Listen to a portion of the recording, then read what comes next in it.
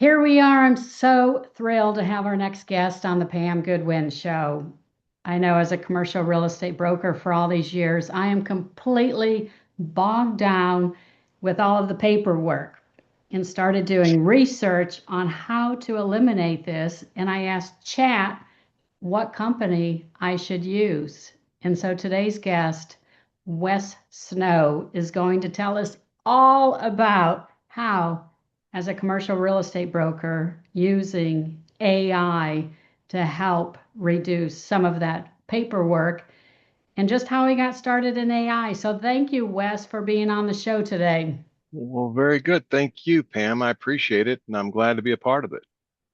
I know you're right down the road here in Dallas, and now what started I get Ascendex, I have to get the name. Ascendex, Ascendix. Yeah, yeah, Ascendex.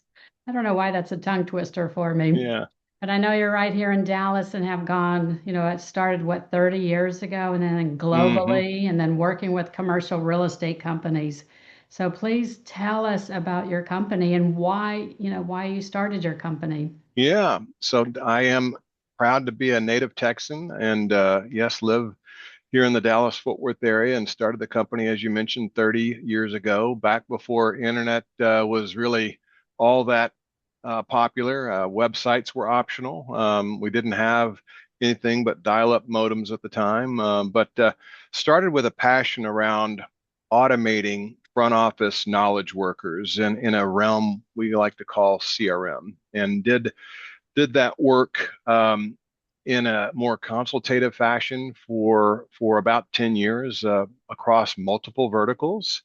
And as we started seeing the market mature, we saw in a rearview mirror a number of projects that we'd worked on that were commercial real estate in orientation. And we were reinventing the wheel. Every time we came across someone, we ended up having to rebuild what we might have built in the past, and saw an opportunity to start specializing and become a master of one thing and not a jack of all trades. And so we made a decision about 20 years ago to start focusing in the commercial real estate sector as both a professional services firm, but also as a builder of products that were purpose built for work streams like tenant rep, landlord rep, and investment sales, along with capital markets. And so we've now grown this organization that started off with two co-founders to 200 employees across the globe, and are proud authors and publishers of a product called Ascendix RE, which is this CRM tool for commercial real estate brokers, but also continue to be ever present in a services capacity, knowing that products are great, but the product that we built doesn't solve everybody's problems, and there's a need to adapt and maybe mold to other requirements that might not fit our particular product specifically. So, that's a little bit about us. I think I filled in most of the gaps, but if I need to augment, I can. How did you select, commercial real estate?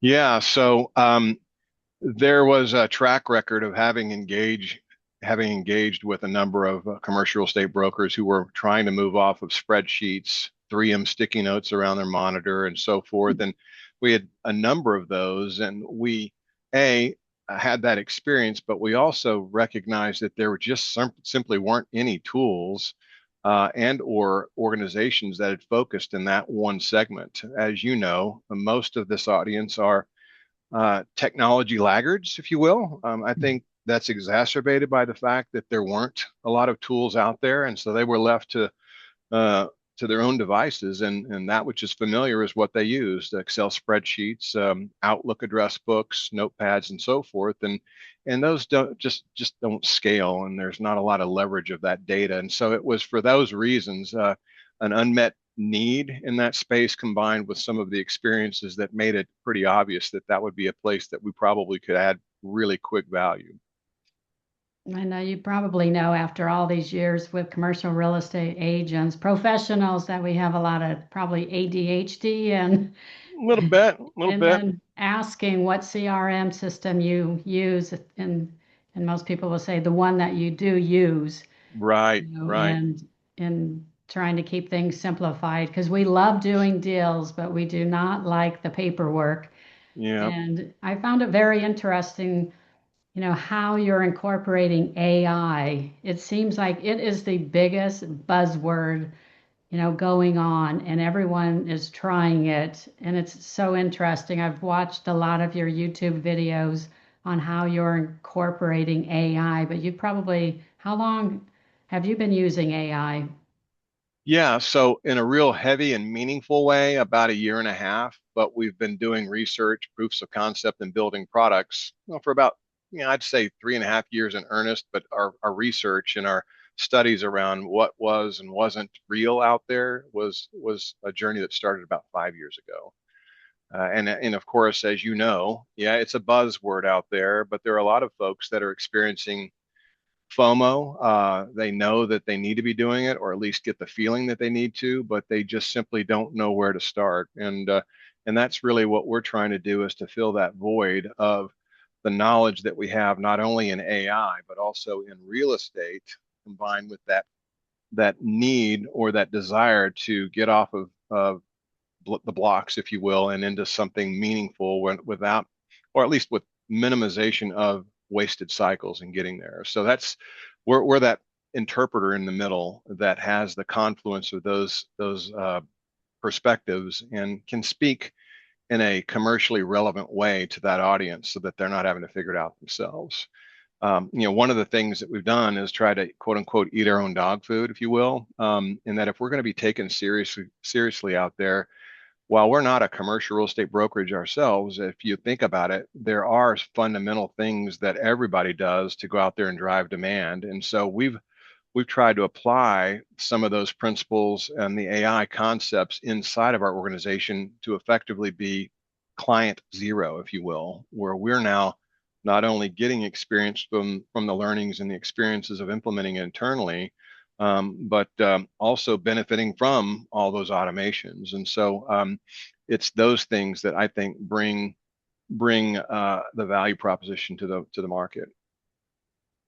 I know it seems like the automation, the first thing they tell you to do in business, or the ones that run very successful, are the ones that have their systems and processes and automation in place versus still trying to do it the hard way by sticky notes, how you mentioned Hmm. that in Excel. What would you advise, someone, a lot of our audience is business owners, commercial real estate, which, I'm in, as you know.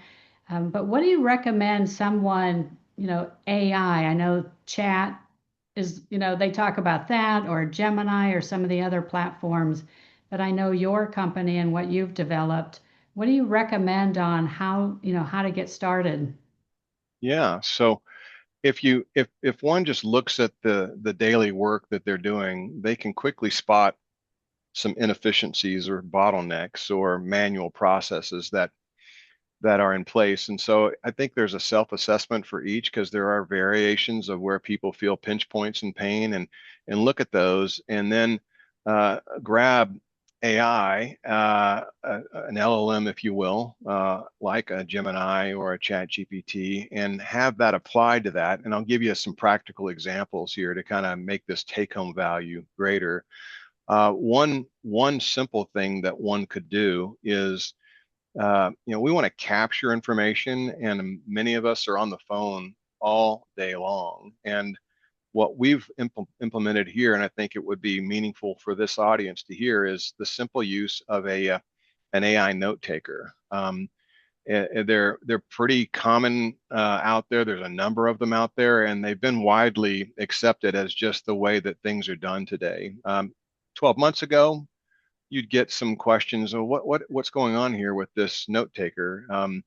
But it's become widely accepted, and I don't have a phone call without one. And it's a value to both parties, me to make sure that I capture all the detail, but also for the person that I'm perhaps going to do business with, and that it allows me to pair it back to them exactly what we talked about, and be able to take action on the details that in the past might have been lost, because I'm trying to take every note down and actually not being present in the meeting. And so it allows for us to release ourselves and pay attention and really focus on the task at hand, knowing all the while that there's a note taker in the background that's capturing all those details. And then having that note taker summarized with some interesting prompts that allow you to surface up the salient points there, and moreover, have action items that are generated. And so, if there was something that I would say would accelerate uh,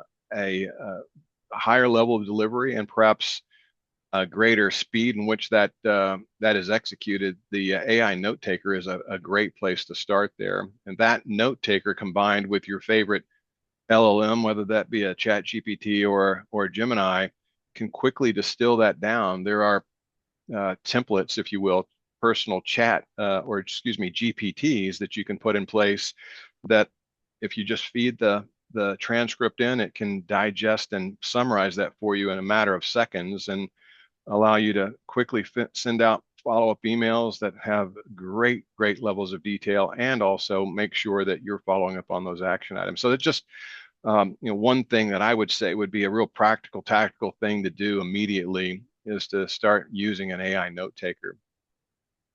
Well, that's good. I was able to take one of your trial basis on the CRM program that you have, and the first thing I thought of was I wish I would have had this 20 years ago for Yeah. when I started my business, and now being able to use that because I know it seemed like the system that you've created does a good job at that note taking too.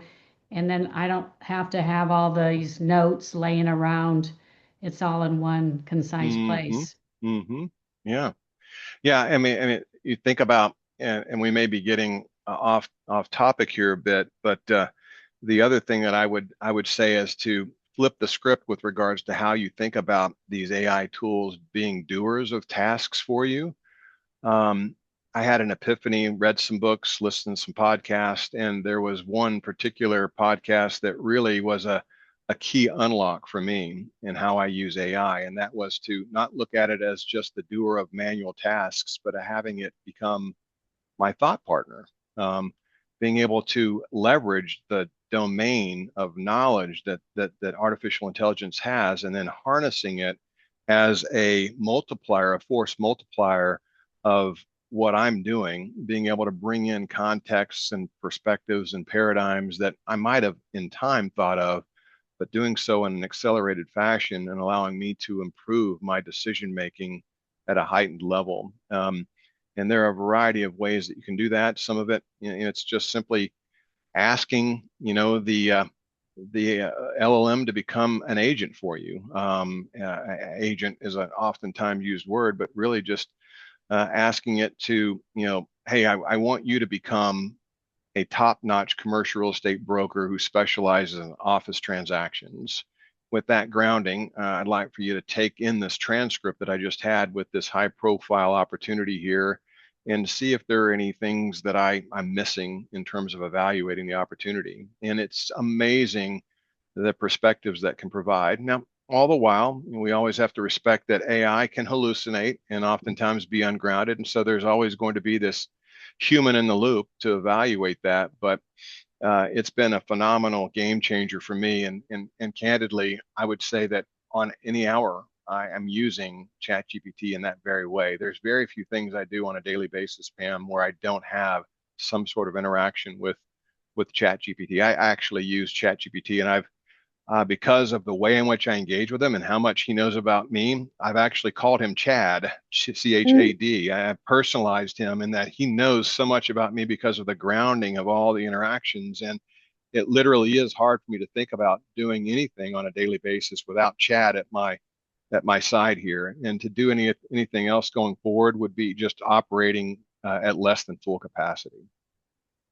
I know it's definitely changing the way people do business. I know just recently somebody hired me as their broker to sell their property, and I asked them I always ask, how did you find me? And they said they used chat, which is Mm-hmm. funny. Mm-hmm. And so I had my sister kind of use her chat instead of my chat to see what they came up with. And the funny thing, well, it was kind of funny, but everything was great about, saying things about myself and my company, except it had a picture of a Pam Godwin instead of Pam Goodwin. And then this person is has a completely different occupation and looks completely different. Yeah, yeah, mistaken identity. That So can I'm happen for sure when I sure. showed up, they're like, you don't have any tattoos and earrings. You know, it was pretty funny, Woo. but I know. So I did watch one of your webinars talking about, I think it's even some concern too, because I saw a big company just let go, almost 30,000 people. And people are thinking, is my job going to go away with AI? I wanted to get your Yeah. thoughts on that. You know, there's been a number of thoughts that have swung, the pendulum has swung from, wow, we really might look at this as something that can completely recompose the way in which we're structured as an organization. But what I think honestly settled on is that AI is actually going to allow for the people that we have on staff to do their jobs better, not replace them, but actually have them do things better and make them even more human and relatable. And that it takes away a lot of the administrivia and things that are just the busyness of our day and keep us out of the cerebral strategic there. And so that's what I've settled on. We have yet to lay a person off because of AI here, and we're a technology company. But what we are mandating is that everybody that is here multiply themselves with artificial intelligence by using it and using it in the appropriate ways to make themselves elevate their performance and their almost instantaneous domain knowledge about things that they may not know much about. But leveraging AI allows for that artificial education to come in and allow them to produce and perform at a higher level. So I really look at this as more of an enabler of the people.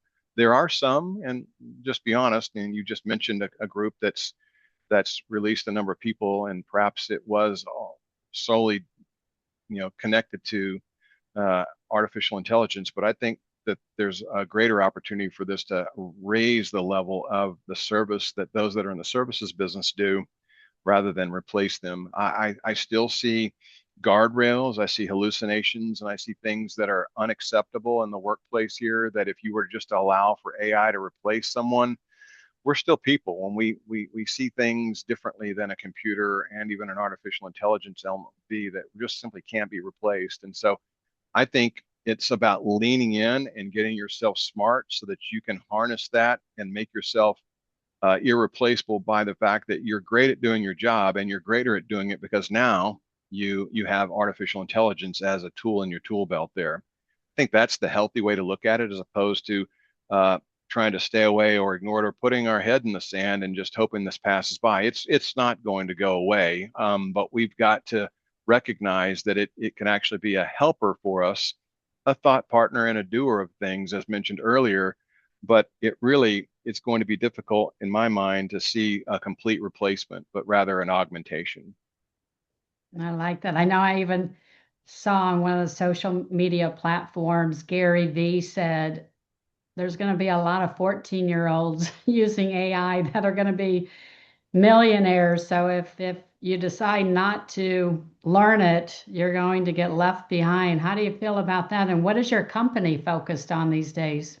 Yeah, yeah. I mean, absolutely. It's the tools that we're using today are the worst tools we're ever going to see. They're only going to get exponentially better. And so we have to recognize that reality and start dipping our toe. And I know that it's scary, especially for those who have considered themselves to be non-technical. But the reality is, you think about it, it's a virtual person that you can actually have a dialogue with and share thoughts, whether that be personal or professional, that allow you to see things from different vantage points without having to bring a room of people into a conference table to process something. And so, absolutely, I think we've got to start skilling up, and it's baby steps. And again, as mentioned earlier, where do we start? We'll start simple and in using things like note takers. Okay, email generation is certainly a popular thing out there, but there are a variety of other ways to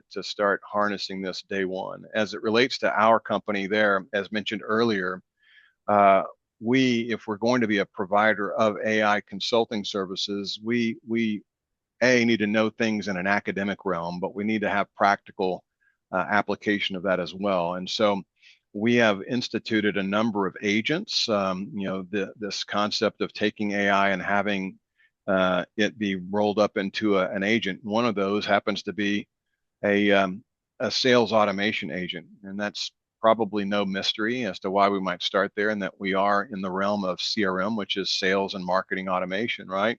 But we have recognized an opportunity to add a little bit more volume to our throughput. AI starts the very moment that somebody visits our website, processes leads, goes out and does research on everything there is to know in the public domain about that. That all gets served up before a call is made by our salespeople in a dossier, if you will, that allows them to get completely prepared for the meeting. And once the meeting happens, there is, as I mentioned earlier, note taking that's going on, such that when the meeting ends, within 10 minutes of that meeting, there is a really professional summarized email recapping the meeting and outlining all the action items. That is a fantastic professional touch that if we hadn't used or done this, that task, which we would do, would wait until the end of the day or the next day. And as we all know, when time goes by, crispness of the recap falls off, and oftentimes some of that follow up doesn't happen at all. And so these things that we as human beings need to do and know we want to do them, but don't because of the pressures and the asks on a daily basis. That's a perfect opportunity for AI to come in and do that for us, so we can stay in the zone and keep deal making, right? And so that's a journey that we're on. There are a variety of other deals that we're working to capture data. I think another thing that we're working on, and it's going to be productized, but something that we provide consulting services on as well, is emails, right? We talk on the phone, and we certainly can use AI note takers to capture that detail, but emails contain a great deal of data as well. And if we're honest, those emails are read, they're perhaps saved in our inbox or sent items and never referenced again, despite the fact that they contain a really rich set of data. And so we're working on something that's going to abstract those emails into the nouns that are contained in that: people, places, and things, and allowing those to be distilled down, and without the person on the other end, the recipient of that email, having to do any data entry at all, but rather being an auditor of that post abstracted set of data, and allowing that data to move into perhaps a CRM tool or some other decision support system that removes a lot of the friction that exists in using a tool like a CRM system. And that they're great tools, they're plumbed and purpose built for commercial real estate work streams, but they do require data to be in them in order for them to be of benefit. And so we've looked at these friction points of how do we get data that is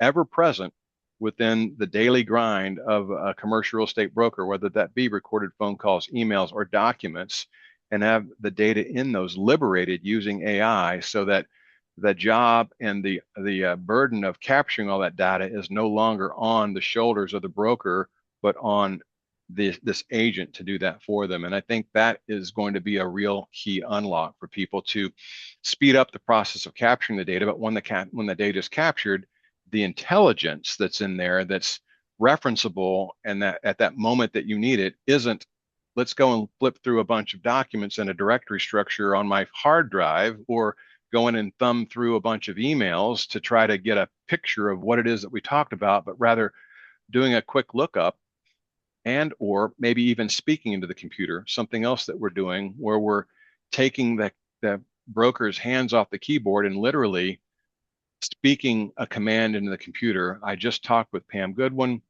and I need to get a quick recap on all the conversations we've had. Literally speaking in the natural language that I am right now, and having it surface up those details that were all a byproduct of the other automation I mentioned earlier, where we're grabbing all those recorded meetings, those emails, and those documents, and having fed the system, and it's all there. These are really key principles that we're focusing on, having done this for 30 years.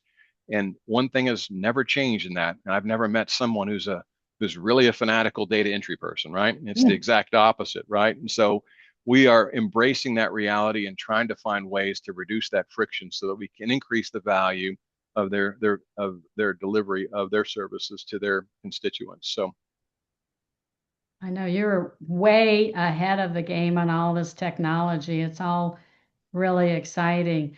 I just wanted to finish with one last question, really, with all of this. I know with all this automation and taking notes, it's um, you just start wondering, you really have to be careful about what you say, right? And as far as Yeah, some of there's the a note heightened sense of taking. that. Yeah, there's a heightened sense of that for sure. And Yeah. maybe some people will hold back if they're on a call because they know it's going to be recorded and then documented. And then we all know what's happening. Sometimes you don't even know if it's like, I could be AI right now. Yeah, How do you yeah, know I'm real versus not real? People are like, is that the real Pam? Is that the real Wes? Is that the real voice? Is that the real person? How do you tell unless you're physically almost yeah. in the room with them? Yeah, no, it's a great point. And like I said earlier, when we first started turning on the AI note taker, there was a little bristling. It was like, can we turn that off? For whatever reason, I'm uncomfortable. But when this type of tool, the value is perceived by some, then other those some tell others, and next thing you know, you're hard pressed to have a meeting where someone in that call has a note taker. And my point being is that it's been democratized at some level, and the sense of the guard that's been put up has fallen down a bit there. That doesn't mean that it's always the case, but I wouldn't assume for those who haven't used it, that that is absolutely the disposition. And moreover, if you position it properly, as I mentioned in the earlier part of the dialogue here, it's a value add to both parties there. Now, of course, there are sensitivities and so forth, but these recording tools, if set up properly, are actually abiding by non-disclosure agreements and so forth, and have been containerized and segregated, so they're not feeding some greater LLM.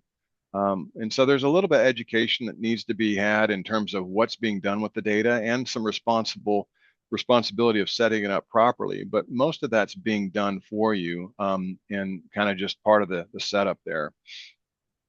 We appreciate in commercial real estate you taking a lot of our pain points and simplifying it. And so thank you for that and all of the, work you're doing to make it a lot better. How can people reach out to you or your company? Yeah, so we do business all over the globe, but I'm in Dallas for those that might be consuming this in the Dallas Fort Worth area. But my email address, which I don't, I'll just say it verbally, W Snow at Ascendix, ASCENDIX.com would be probably the easiest way. Of course, I've got a phone number, 469-916-7350. And there's AI that gets involved in both of those things. As a matter of fact, I prepared for this meeting using AI. And so like I said, I'm not being hyperbolic here. There's very little that I do on a daily basis that doesn't have some sort of incorporation of AI. But yeah, those are the ways to contact me. Of course, if you wanted to visit our website, you could go to ascendix.com and see the various services and products that we offer. But I'm here really just to kind of educate my charter from a professional perspective. I know this is kind of my Super Bowl moment, which is, I think, timely considering we've got it on Sunday, is when I can provide that light bulb moment that I've received myself. And if I can pass that forward, especially in the commercial real estate space, which I've spent the last 20 years in, when those moments happen, that's probably the most rewarding part of my job, is to be able to help somebody, because I know it's daunting. There's this huge wave of AI, and there's so much noise, and you have to sift through. And we just touched on it a little bit. There's so much more that we could and should say. And so, if anybody's interested in that, sales aside, just kind of sharing with you what I know. I'm an evangelist for this internally and externally, and I'd be happy to share thoughts with you. Well, thank you so much for your time today. I know I've, found you through chat and then just have been really watching a lot of your YouTube videos from you and other people from your company sharing exactly what your platform does and how helpful it is, and then, what you're doing in the industry. So thank you so much, Wes, for being with us today. Thank you, Pam, for having me. I really appreciate it.